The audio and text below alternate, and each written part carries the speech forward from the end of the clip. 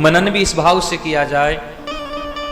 जैसे एक लोभी व्यक्ति को धन, एक कामी व्यक्ति को स्त्री, एक भूखे को जिस प्रकार भोजन बार बार याद आता है, उसी प्रकार प्रभु की याद निरंतर बनी रहे, ऐसा मनन अगर होने लग जाए तो अभिषेक की भी फिर आवश्यकता नहीं है। जरूरी नहीं कि आप जल चढ़ाकर ही उन्हें रिझा सकते हो। अरे उन्हें क्या जल चढ़ाओ जिनके माथे से रोज गंगा निकल रही है भैया, तुम्हारा एक लोटा जल तो केवल जोड़ने के लिए है कि उनसे जुड़ो तुम। हाँ, ये जल चढ़ाने वाले भी सुन ले, तुम क्या उन्हें चढ़ाओगे जिनकी जटाओं से एक नदी गंगा संसार में लोगों को खुद जो जल बिखेर रहे हैं, उन्हें चढ़ाकर आप सोचो कि आप एहसान नाना। ये तो एक जोड़ने का साधन बता दिया कि इस बहाने भी आप जुड़े रहोगे। आप प्रभु से ठीक ही जल चढ़ाने जाओ पर प्रेम करिए। मिलहि न रघुपति बिन अनुराग, किए जोग जग ज्ञान बिरा। अभी आजकल एक नई पेशन दो हाथ में लोटे लेकर जा रहे हो, वो बताने वाले को एक बार बोल देना कि इनके माथे से गंगा निकलती है। एक और नई ये पाखंड फैला है, वो बील पत्ते के वो बीज सारे निकाल दिए, उसमें भर के ले जा रहे हो। विवेक दिया ईश्वर ने, आप विवेक का उपयोग करो। भगवान वस्तुओं का नहीं, भगवान मनुष्य के प्रेम का भूखा है। आज पूजा के नाम पर आप मात्र और मात्र अपराध कर रहे हो, ये पूजा नहीं है। उन्हीं शंकर भगवान के ऊपर वहीं जल पी रहे हो, उनको चढ़ाया हुआ। पहले थोड़ा पढ़ लिख लो, शास्त्रों को पढ़ लीजिए। वहीं झूठे हाथ से उनके चरण दबा रहे हो। ये चरण अपने पति के दबा लेते, आपका घर स्वर्ग बन जाता। शंकर भगवान के चरण दबाने की आवश्यकता नहीं है। नंदी भगवान के कान में गुसुर पुसुर करते हो, कभी सास से और कभी पति से मीठा बोल के देखो, आपके घर में शंकर भगवान आपसे मिलने आएंगे। उठो, पाखंड से ऊपर उठो। बहुत सारा पाखंड फैला है। सनातन संस्कृति यह कहती है कि पूजा करते समय हो सके तो मुख पर कपड़ा रखा जाए, क्योंकि बोलते समय अगर आपके मुख से ये गंदगी अगर भगवान के ऊपर गिर गई तो अपराध बन जाएगा।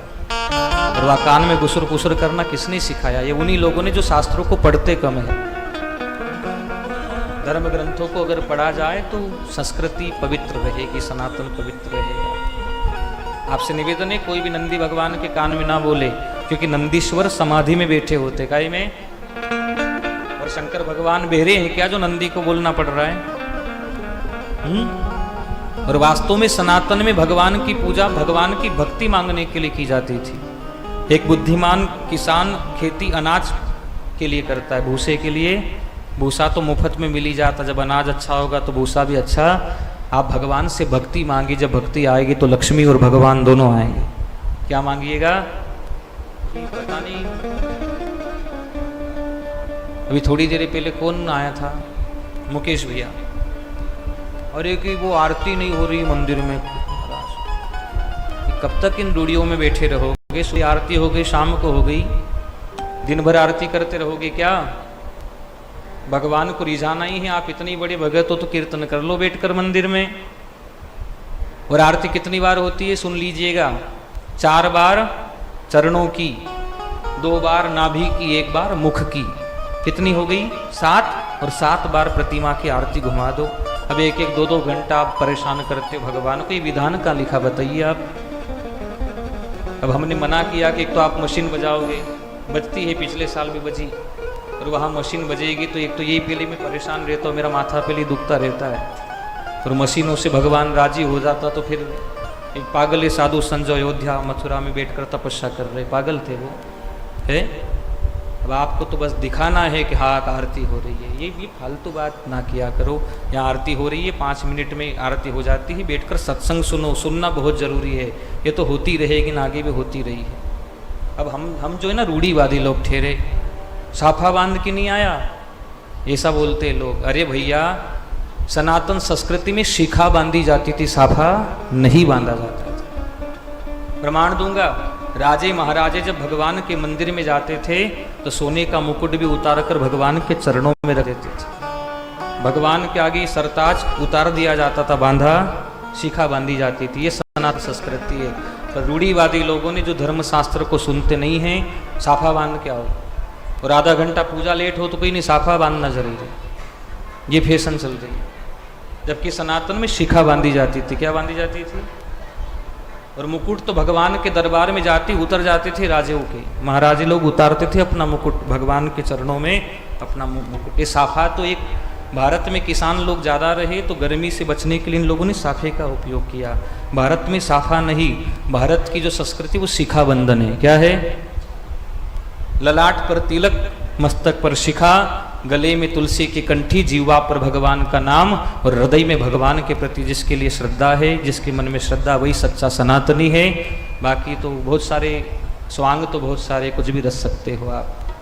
तो मैं पुनः निवेदन करूंगा कि हमारे आगे कोई रूढ़ीवादी बात ना करे, रूढ़ी लेकर ना आए। धर्मशास्त्र पढ़ता हूँ, ये स्वाभिमान से बोल रहा हूँ। रात की 12-12 1-1 बजे तक खोलता हूँ, अध्ययन करता हूँ इन ग्रंथों को। आपकी रूढ़ी अपने पास रखिएगा। हम जो बोल रहे या तो मान लीजिए, नहीं मानो तो हमारे जाने के बाद आपकी मर्जी पड़े जो करिएगा। अगर यहाँ बिठाया है तो मान लिया।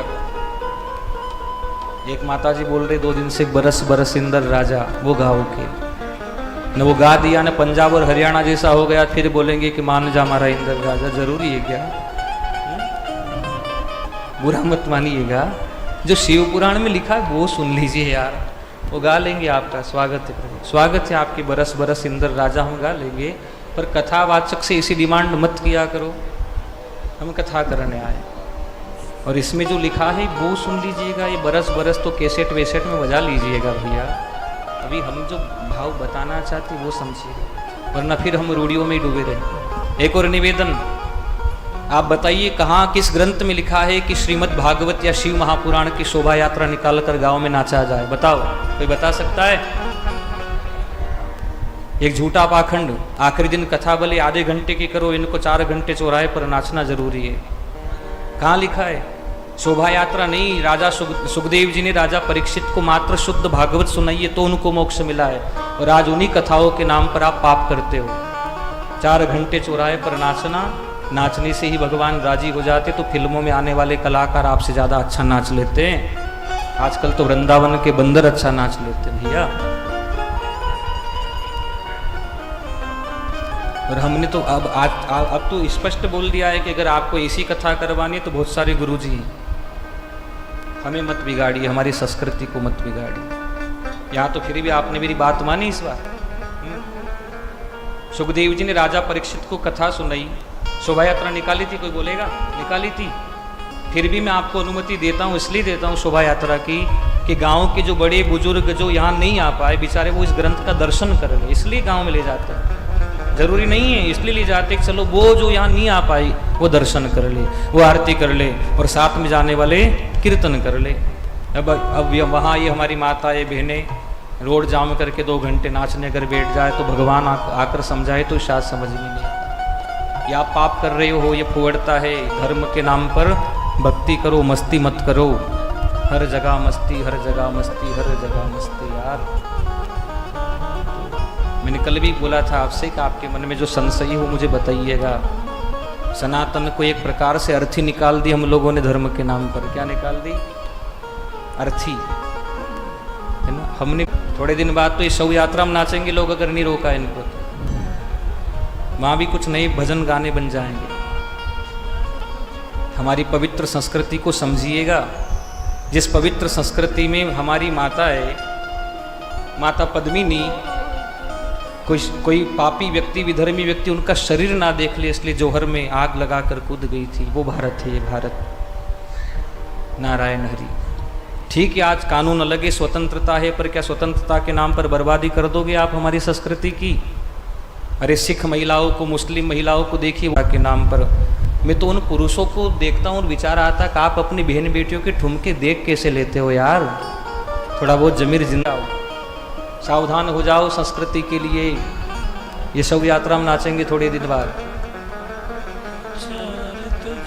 तो आइए, हमें छेड़ा मत करो। मैं राम जैसी मर्यादा रखता हूँ, लेकिन भगवान कृष्ण के सिद्धांतों को जीवन में खूब माना है मैंने। मर्यादा तो भगवान श्री राम जैसी, और सिद्धांत हमारे भगवान कृष्ण वाले हैं, है ना। तो थोड़ा सा अगर हमने कुछ बोला है तो सोच समझ कर ही बोला है कि आप किस समय क्या करें। तो आइए आपको बहुत बहुत साधुवाद। नारायण हरि।